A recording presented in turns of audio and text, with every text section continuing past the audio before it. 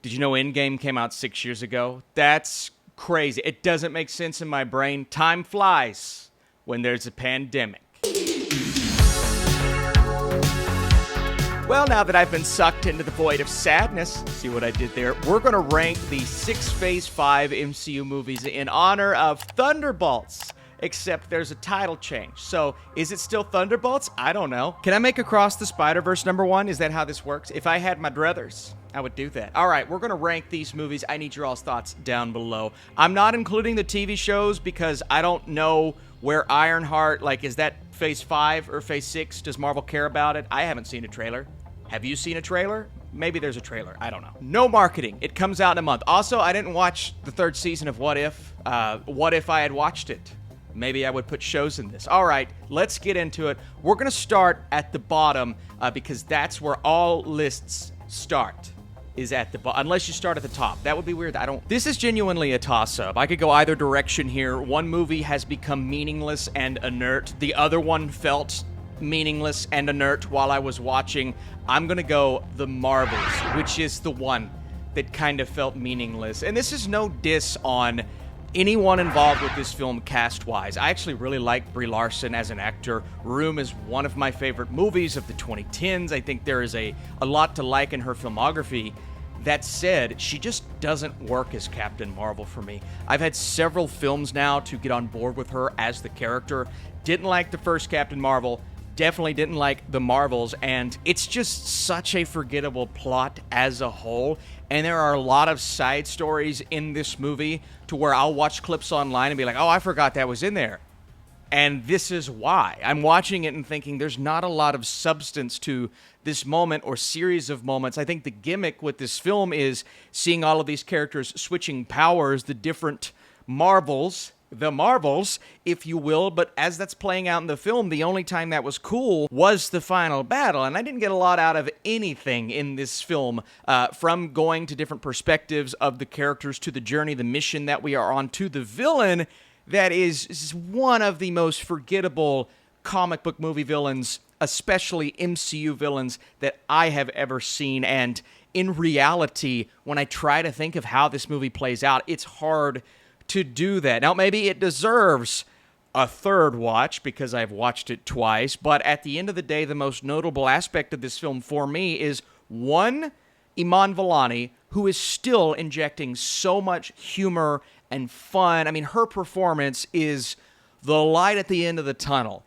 in this film. Every time she's on screen, even when we're with her family and they're swapping places, I'm like, no, this is great. But her personality is just so, she illuminates every scene, and I love her. Teyonah Parris is fine in this film, but all in all, I just didn't really resonate with the main story in this movie. It's just so forgettable, and a forgettable film in general, and it's not far behind Ant-Man and the Wasp, Quantumania. Now, I've cooled on this movie. Initially, I walked out, and I was thinking that was kind of funny. I really liked the moments with Paul Rudd, and there were a couple of in-depth character things that they definitely skimmed over in the movie as a whole, but I really like that father-daughter relationship, even though I still don't know why they recast Cassie Lang. I like Catherine Newton, but for some reason, I just felt we could have kept the same actress from Endgame, and it would have been cool.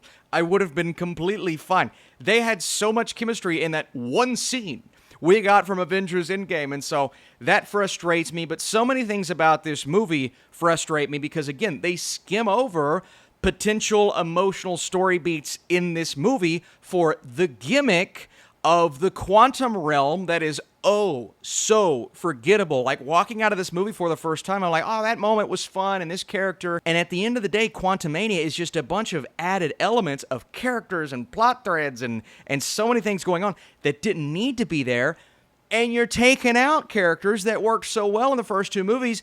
Example, Michael Pena. I was missing him heavily in this. Why in the world would you take some of the best aspects of the Ant-Man franchise and strip this movie of most of it? You got Paul Rudd, Evangeline Lilly, Michelle Pfeiffer, Michael Douglas, but Michael Douglas didn't want to be in. I'm telling you right now, this was a paycheck film. Look at him on the marketing campaign. Look at him all throughout this movie. He did not want to be here. Okay, he was miserable shooting this film. And I could see why, because you're shooting most of it in front of a green screen or a blue screen. It just didn't have that level of quality you were expecting to start off Phase 5. And then you've got Kang the Conqueror, and I think the biggest reason why this movie is meaningless is because Kang is no more. And this film spent the entire runtime setting up Kang, even though Ant-Man kind of defeated him, which is like, oh, okay. But they set him up as a big bad and something to look forward to in the future. And now Kang's not really a thing anymore. And so it's like, is Quantumania, is there any point to this film existing? And right now, I'd say no. And so I see why people put this at the bottom of their rankings for Phase 5. I think there's a little more to it comedically that I had fun with above the Marvels, but neither film resonates in any impactful way. All right, let's talk Captain America Brave New World. This film came out, 2 months ago, and I've already kind of forgotten it. I had to go back and refresh my memory for this list, but the worst part about this is that you have a character in Sam Wilson that can be interesting. They've just done such a piss-poor job of setting him up as this guy that you're supposed to think he is, and ultimately, I don't know if he is that because they haven't rounded him out as a character well enough, even though they've had multiple attempts. Falcon and the Winter Soldier, numerous sequels. He had a prominent part in Avengers. I'm just sitting here thinking, I want to care so much more about Sam Wilson's journey, but they're kind of repeating beats in this movie. You gotta trust me. Do you trust me? Do you not trust me? Should I wear the shield? And there's merit to that on why they would want to explore that element of Sam Wilson as Captain America. There's so much to this character that they should explore. But ultimately, they just have lines in passing in Brave New World that don't really mean a lot because they never dive deep into why that is meaningful. They could have given this movie something else to stand on, because the most interesting moments in Captain America Brave New World are when we are with Harrison Ford as the president, and that was pretty fun. I like seeing him take over that role, make Thunderbolt Ross his own, but ultimately you know where this is headed because the marketing teased Red Hulk to be like an integral character, and in reality, he's just in it for the final, 10 minutes, and there's one big fight, and that fight was fun, but there's so much going on here. Like, we finally get to see what happened to the big being at the end of the Eternals. We've got Adamantium. We've got characters coming in from Falcon and the Winter Soldier, characters coming in from the Incredible Hulk. Why does the leader look like that? Why does he look like that? I saw the original design. That looks better. And so you're trying to cram in so many aspects to make this one big epic event, but ultimately it falls apart because they're trying to do too much. And frankly, the overarching story is just a forgettable one at best. And so while it had a lot of things that could have and should have worked, coulda, woulda, shoulda, right? Just be a better movie. It's not terrible. Not even remotely close to Quantumania or the Marvels. But ultimately, I can't say it's better than... what do the kids say? Mid? Okay, this is where the list gets really tough because I love the next two movies, and frankly, if it were a week ago, I would have my number 2 at my number 3 and my number 3 at my number 2, but the more I have thought about Thunderbolts, the more I want to give it a little more love and praise than a movie like Deadpool and Wolverine, which comes in at number 3. But I want to, make a case for it as a very close number 3 to number 2. And I keep seeing on Twitter, man, people are just like, yeah, because Deadpool and Wolverine always sucked. It was always terrible, and I've always hated it. You're sitting here like, you want a cookie? You want a cookie? You think you're different than everyone else? Well, in reality, everyone's agreeing with you. You're not that different. And that's not even the case, right? I think a lot of people love Deadpool and Wolverine. You look at the ratings across the board. Even on Letterboxd, it's rocking a 3.5. It's just that loud minority of people like, that movie always stunk because it doesn't cater to film to it.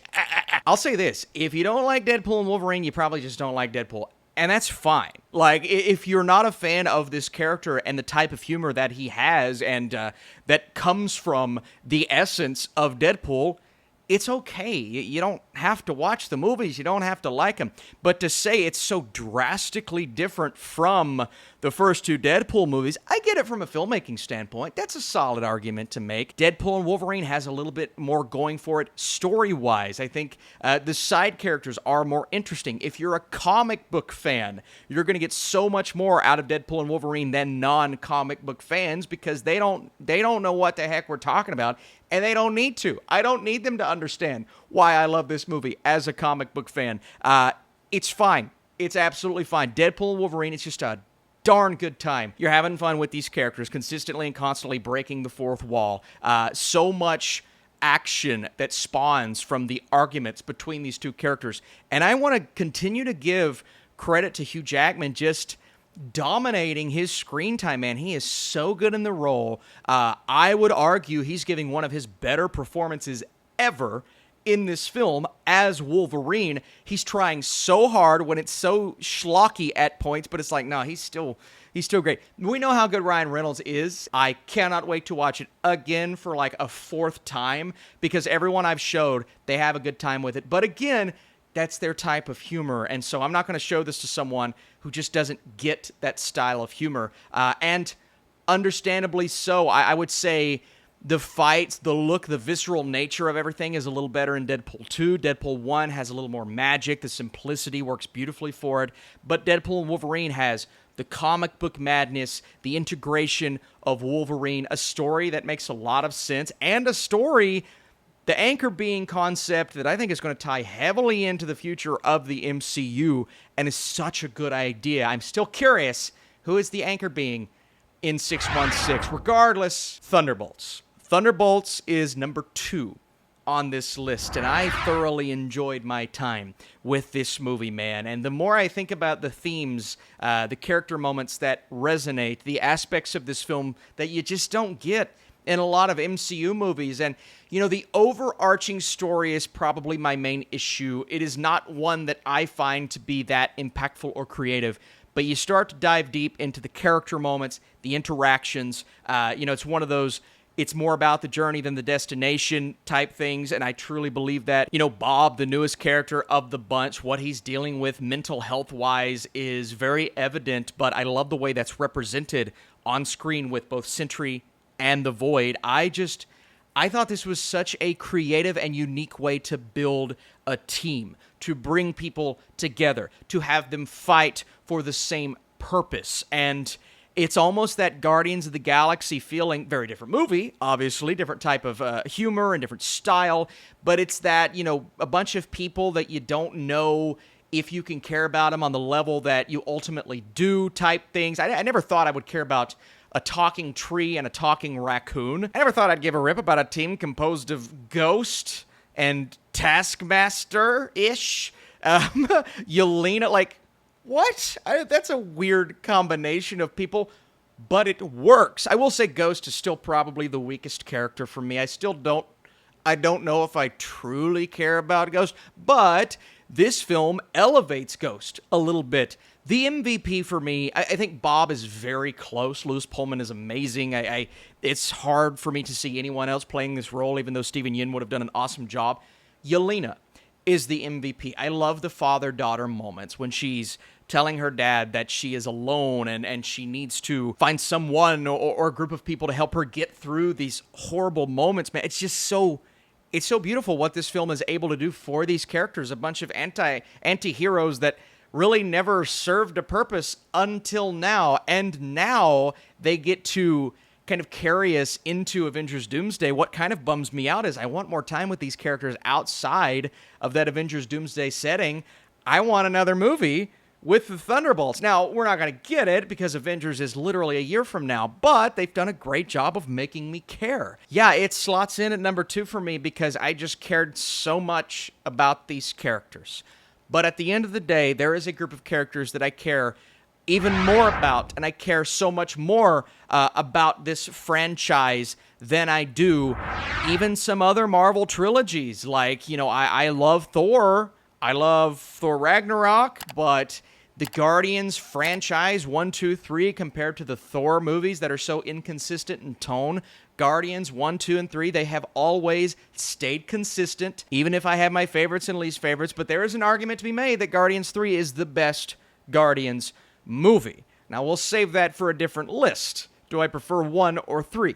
But ultimately, 3 was a beautifully satisfying conclusion to this trilogy that I thought brought home the character moments in each of our characters, and the team is so awesome. Like, where we are now compared to where we started is a drastic difference. But I love seeing each of them operate in this setting, but a setting that's a little darker. I think Guardians 3 brings in the darkness, delivers a significantly better villain. The High Evolutionary is one of those villains that could genuinely carry over into an Avengers movie. Like, he's that threatening, and even when he screams, what does he say? Like, I am a god? I'm like, I felt that, bro. I don't believe you, but I understand why you think that you had to step in and be a god here. This guy is a maniac, and he conveys that maniacacy. Being a maniac. So many beautifully emotional moments between these characters. I love the interaction, and I love how they integrate that Gamora storyline that you can tell James Gunn didn't want any part of at first. It's like, how are we going to do this? But it works. It breaks your heart, but it ultimately works, especially for Quill's storyline and the way this movie crescendos and comes to an end, and the way that they integrate that song in the final set of scenes, man. I thought this was so awesome. Just an awesome finale, an amazing conclusion, one that works almost entirely. That action scene towards the end was so good, and it's a movie that gets me fired up to see what they're going to do next with some of these characters, because you know others aren't going to return. But ultimately, I had to put Guardians 3 on top, and I'm really satisfied with my list and the construction of it. Now, am I fully satisfied with Phase 5? Not necessarily. You've got your, what was Secret Invasion? Was that in Phase 5? Echoes, not great. I enjoyed the new season of Daredevil, Loki Season 2, and so you've got your highs and lows, and it's a mixed bag, a mixed set of results, but I'm pumped to see what happens in Phase 6. We're going to do a full MCU ranking when Fantastic Four comes out, just to celebrate the milestone that we've achieved. But ultimately, I'm pumped to see what you think about my list, where these movies would rank for you, and why I'm wrong. I'm so wrong with what I'm talking about. Thanks for watching. Appreciate it. See you soon.